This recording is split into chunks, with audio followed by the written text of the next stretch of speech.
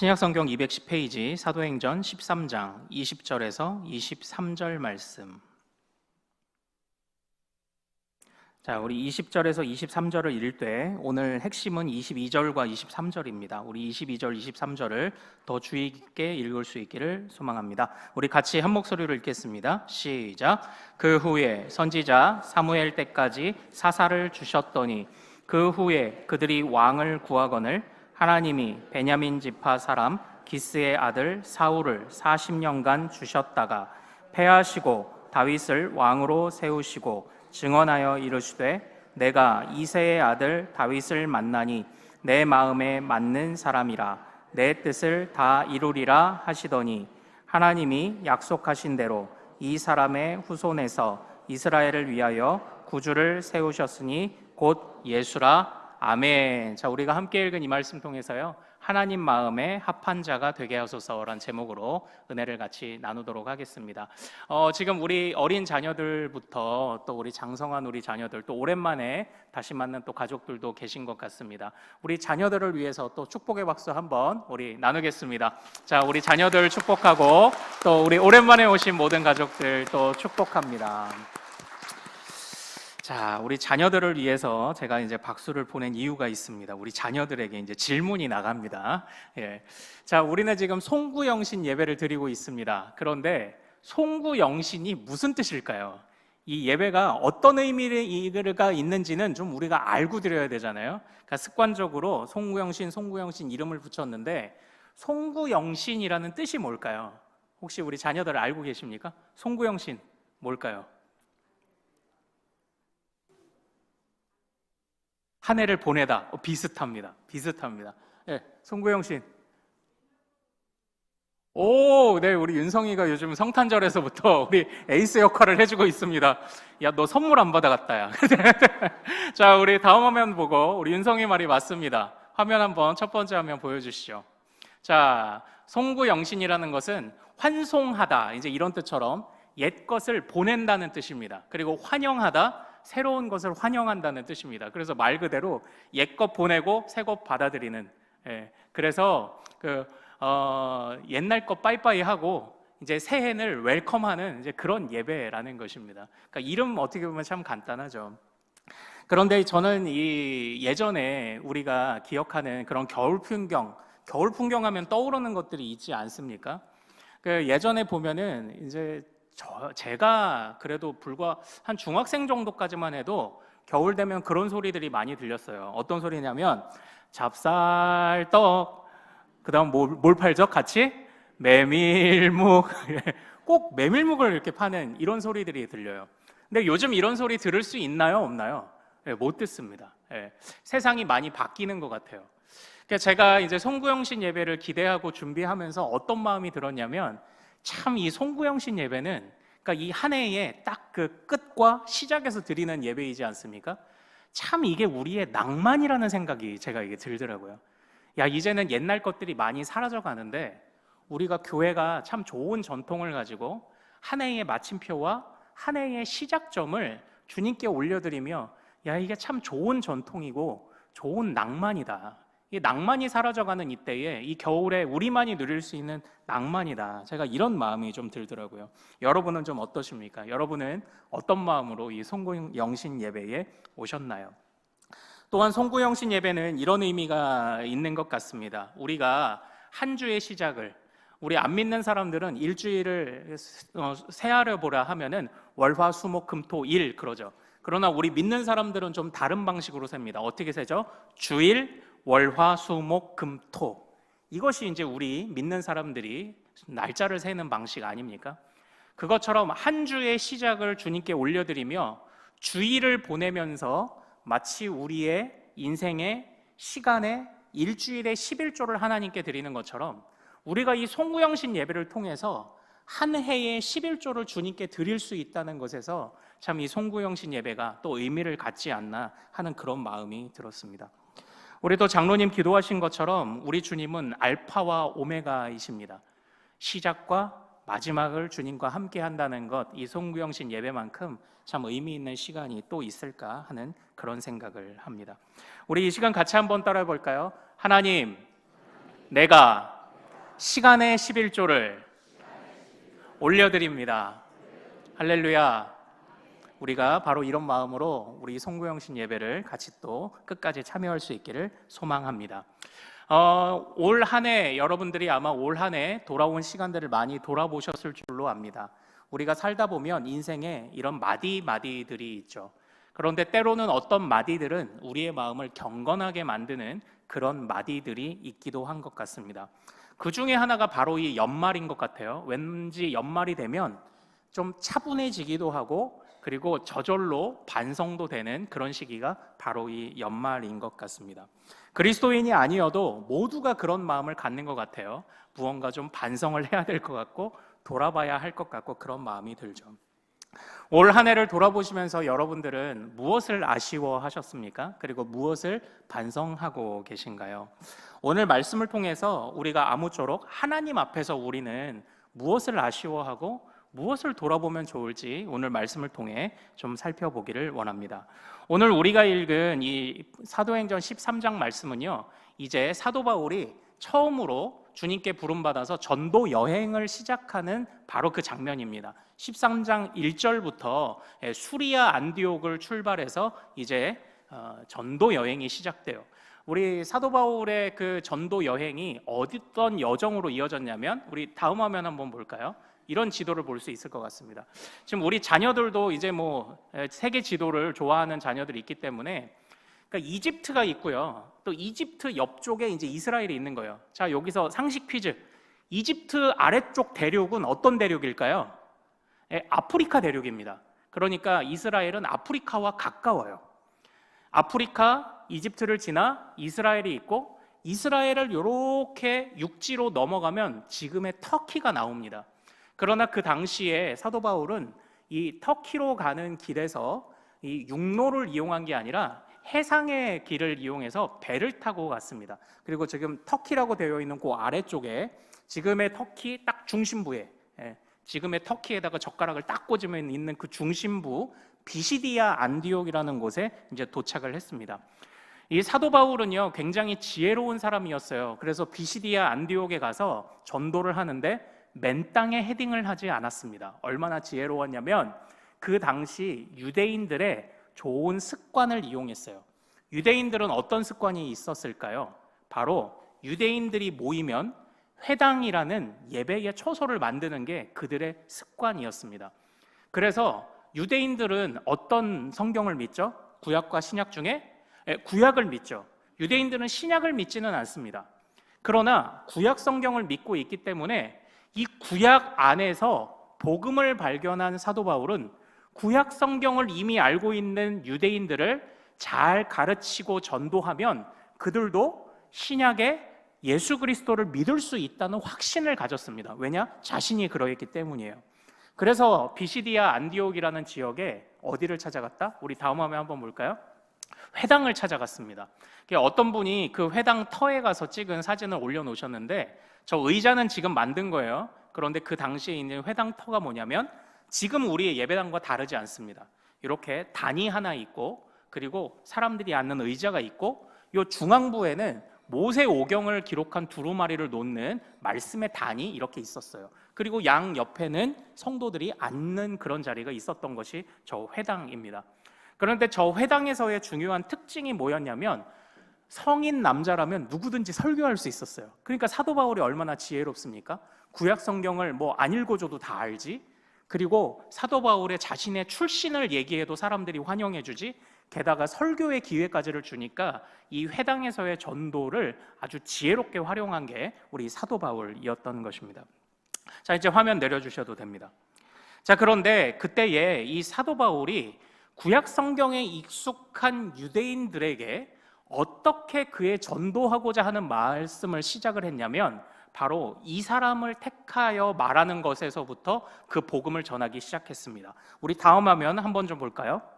자, 바로 유대인들이 가장 좋아하는 왕이었던 다윗을 들었던 거죠. 자, 우리 다윗 한번 같이 읽어보겠습니다. 시작. 내 집과 내 나라가 내 앞에서 영원히 보존되고 내 왕위가 영원히 견고하리라. 아멘.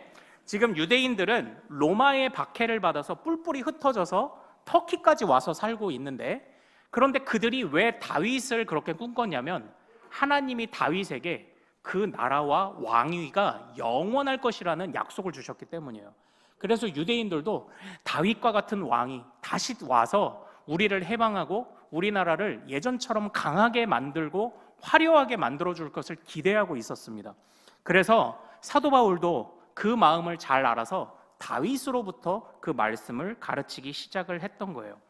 그런데 그때에 이 다윗에 관해서 사도 바울이 칭송하기 시작을 합니다. 어떻게 칭송합니까? 우리 다음 화면 보고 사도행전 13장 22절 같이 읽어봅니다. 시작. 내가 이새의 아들 다윗을 만나니 내 마음에 맞는 사람이라 내 뜻을 다 이루리라. 아멘.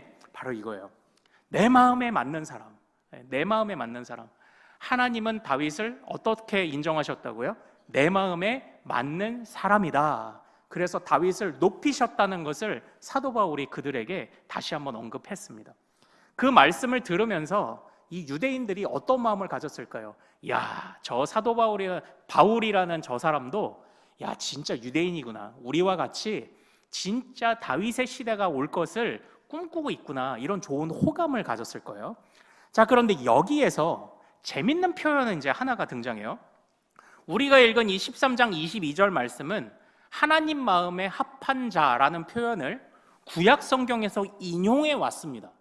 그런데 구약 성경 그대로를 인용해 온 게 아니라 거기다가 무언가 하나를 첨가해서 인용해 왔습니다.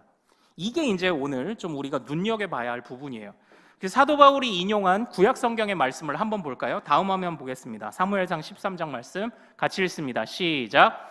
여호와께서 왕에게 명령하신 바를 왕이 지키지 아니하였으므로 여호와께서 그의 마음에 맞는 사람을 구하여 여호와께서 그를 그의 백성의 지도자로 삼으셨느니라. 아멘.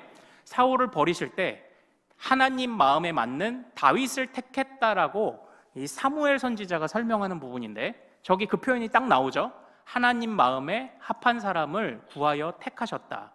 자, 그런데 다시 기억을 떠올려 보십시오. 사도 바울이 사도행전에서 저 말씀을 인용할 때는 그대로 인용하지 않았어요.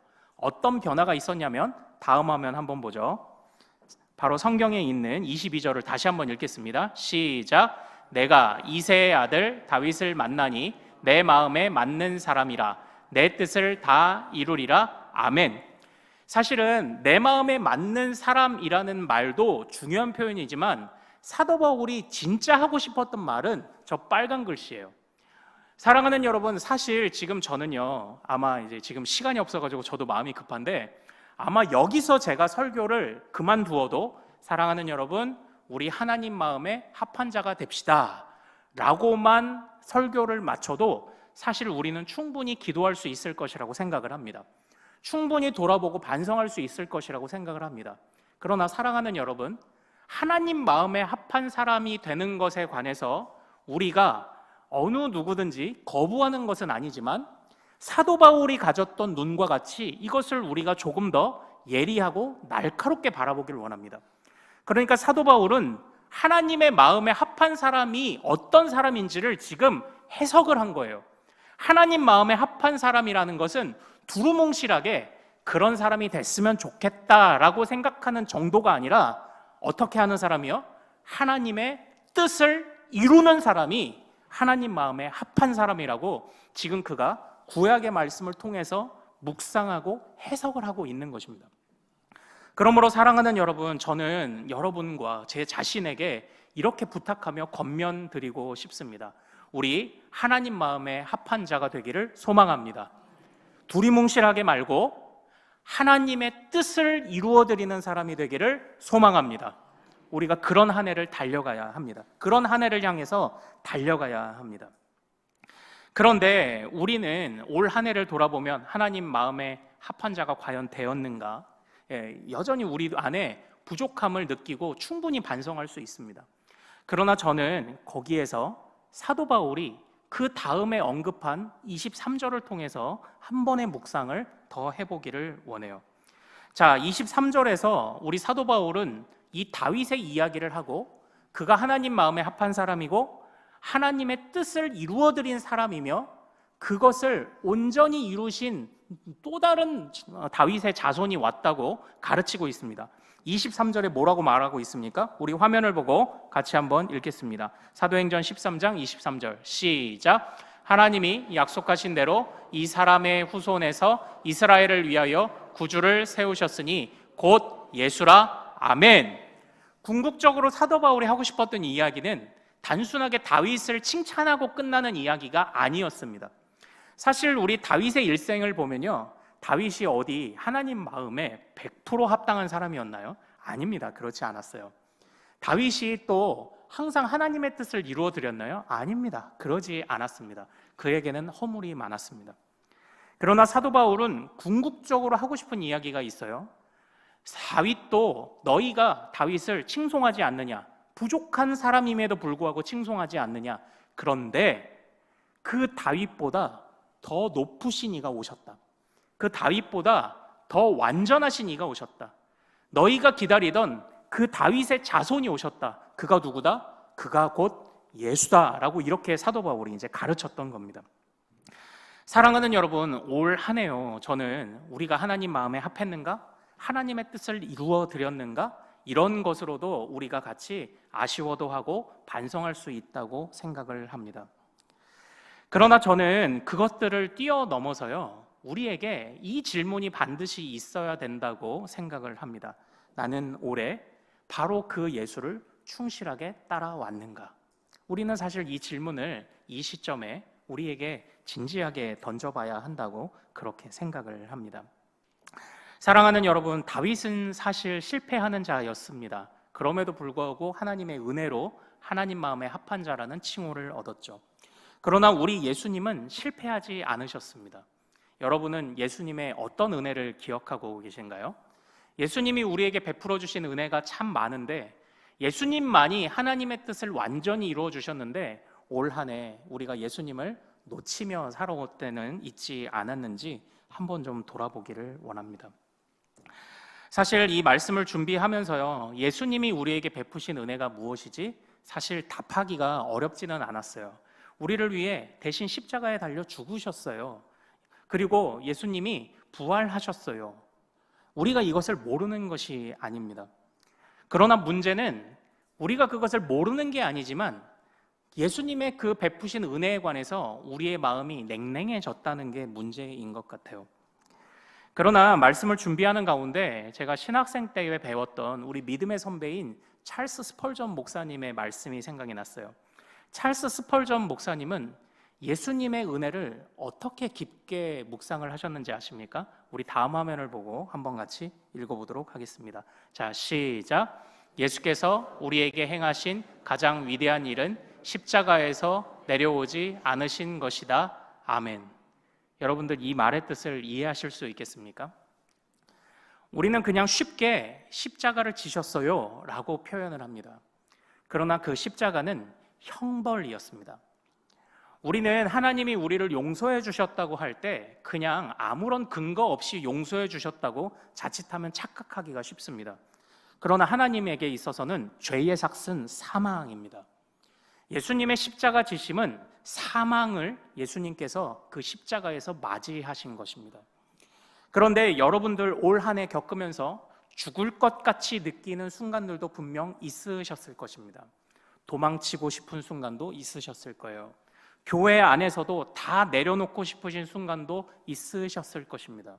그러나 우리 예수님은 실제로 죽는 그 순간에 그 십자가에서 내려오지 않으셨습니다. 예수님은 그 십자가에서 내려오실 수 있었지만 내려오지 않으셨습니다. 왜요? 하나님의 뜻을 이루어 드리기 위해서였습니다. 그 모든 형벌, 그 죽음을 십자가에서 오롯이 다 받으셨습니다. 하실 수 있는 분이 자신을 제한하셨습니다. 생명의 근원이신 하나님이 생명을 내어놓으셨습니다. 찰스 스펄전 목사님의 정말 이 깊은 묵상을 정말 다시 한번 생각해 보게 되더라고요. 사랑하는 여러분, 올 한 해요, 저는 말씀드린 것처럼 하나님의 마음에 합했는가? 하나님의 뜻을 이루어 드렸는가? 그것만으로도 우리는 한 해를 돌아보며 반성하고 아쉬워할 수 있습니다. 그러나 예수님을 우리가 조금 더 깊이 묵상하고 예수님을 조금 더 생각하면 우리의 묵상의 깊이와 우리의 반성과 아쉬움은 전혀 새로운 국면을 맞이하게 될 거예요. 예수님의 이 깊이, 예수님이 우리에게 베푸신 이 은혜의 깊이까지 깨닫지 못했던 것, 저는 우리가 그것을 아쉬워하고 반성해야 한다고 생각을 합니다. 그저 두리뭉실한 것이 아니라 왜 내가 그 예수님을 올 한 해 더 깊이 알아가지 못했을까? 내가 그 예수님을 왜 더 깊이 묵상하지 못했을까? 왜 그 예수님의 은혜를 내가 이렇게 가볍고 냉랭하게 받아들이며 살아왔을까? 이것이 우리가 올 한 해를 마무리하며 돌아보는, 하나님 앞에서 마무리하며 돌아보는 그러한 제목이 되기를 소망합니다. 참 우리가요, 지난 한 해를 이렇게 돌아보면서 제가 스스로 바라볼 때 저는 그냥 심는 자였다는 생각을 때로 놓쳤던 것 같습니다. 저는 그냥 심는 자입니다. 뿌리는 자입니다. 그런데 어떤 날에는 내가 하나님의 뜻을 이룰 수 있다고 교만했던 것도 같습니다. 그리고 마치 하나님을 의지하지 않는 것처럼 때로는 나도 내려놓고 싶고 포기하고 싶은 마음에 뿌리기를 게을리하지는 않았나 하는 그런 생각도 좀 해보게 되었습니다. 여러분들은 어떠신가요? 열심히 뿌리셨습니까? 또 여러분들은 어떠신가요? 정말 내가 뿌린 것을 하나님이 이루실 것이라는 그 기대를 끝까지 가지셨는가요? 중요한 것은 우리가 예수를 깊이 더 묵상을 했다면 놓치지 않았을 것이고, 예수를 더 깊이 묵상을 했다면 뿌리기를 게을리하지 않았을 것인데, 우리가 예수를 너무 냉랭한 가슴으로 올 한 해 받아들이고 또 52번의 주일 예배를 때로는 그냥 와야 하니까, 때로는 드려야 하니까 그렇게 지나왔던 것은 아닌가, 저는 그런 생각들을 이 시간 같이 한번 좀 나눠보기를 원합니다. 아마 여러분들 올 한 해 쉽지 않은 그런 한 해를 보내시기도 했었을 겁니다. 그래서 때로는 조금 더 내가 조금 더 잘 됐으면, 조금 더 성공했으면, 조금 더 내가 내 건강이 좋아졌으면, 조금 더 우리 집이 잘 풀렸으면, 조금 더 내가 노력해서 좋은 점수 받고 합격하고 했으면, 조금 더 내가 성과가 있었다면 많은 아쉬움이 있으실 겁니다. 그러나 사랑하는 여러분, 잘 한번 생각해 보십시오. 주님은 여러분에게 때로는 성공을, 때로는 실패를 주시면서 여러분을 다루시는 것은 분명해요. 그러나 성공과 실패라는 것은 주님이 여러분을 다루시는 방법들 중에 지극히 작은 일부분이지, 주님이 여러분을 최종 목적지까지 끌고 가시려고 하는 목적지, 목표 지점은 아닙니다. 성공과 실패로 우리는 대부분 한 해를 아쉬워합니다. 그러나 주님이 여러분을, 저와 여러분을 이끌어 가시고자 하는 온전한 목적지는 성공과 실패가 아니에요. 우리가 그리스도를 얼마나 깊이 만났는가, 그것이 주님이 우리를 위해, 우리를 이끌어 가시는 최종 목적지가 아닐까요? 그러므로 올 한 해를 마무리하면서 우리의 후회도, 우리의 아쉬움도 모든 것이 다 주님을 내가 깊이 묵상하였는가, 우리 믿음의 선배들과 같이 내가 주님을 더 깊이 만났는가, 이것을 우리가 반성하고 후회할 수 있는 그런 또 연말이 되기를 소망합니다. 또한 아무쪼록 우리가 새해에 또 어떤 소망을 가져야 하겠습니까? 같이 한번 따라하겠습니다. 주여, 새해에는 예수를 깊이 만나게 하옵소서. 우리가 이 제목으로 기도할 수 있기를 소망합니다.